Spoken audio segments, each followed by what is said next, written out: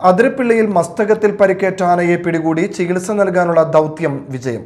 മയക്കുവെടിവെച്ച് പിടികൂടിയ ആനയെ കോടനാട്ടെ അഭയാരണ്യ കേന്ദ്രത്തിൽ എത്തിച്ച ശേഷം ചികിത്സ ആരംഭിച്ചു.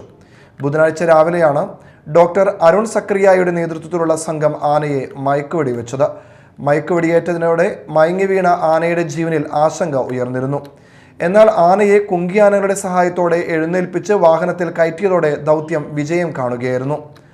മയക്കുവെടിയേറ്റതിനെ തുടർന്ന് മയങ്ങി വീണ കൊമ്പന്റെ മസ്തകത്തിലെ മുറിവ് ഡോക്ടർ അരുൺ സക്രിയയുടെ നേതൃത്വത്തിൽ ശുചിയാക്കി. പുഴുവരിച്ച നിലയിലായിരുന്നു മുറിവ്. ജനുവരി 15 മുതൽ മസ്തകത്തിൽ പരിക്കേറ്റ നിലയിൽ കൊമ്പനെ പ്ലാന്റേഷൻ തോട്ടത്തിൽ കണ്ടെത്തിയിരുന്നു. തുടർന്ന് പരിക്ക് ഗുരുതരമാണെന്ന് ബോധ്യപ്പെട്ടതോടെ 24-ന് മയക്കുവെടിവെച്ച് തളച്ച് ചികിത്സ നൽകി വിട്ടിരുന്നു. എന്നാൽ ഈ മുറിവിൽ പുഴുവരിച്ച നിലയിൽ കണ്ടതോടെയാണ് ആനയുടെ ജീവനിൽ ആശങ്ക വന്നത്. തുടർന്ന് ആനയെ മയക്കുവെടിവെച്ച് തളച്ച് ചികിത്സിച്ച് ഭേദമാക്കുന്നതുവരെ കൂട്ടിൽ പാർപ്പിക്കാൻ തീരുമാനിക്കുകയായിരുന്നു. ഡോക്ടർ അരുൺ സക്രിയയുടെ നേതൃത്വത്തിലാണ് ചികിത്സ ആരംഭിച്ചിരിക്കുന്നത്.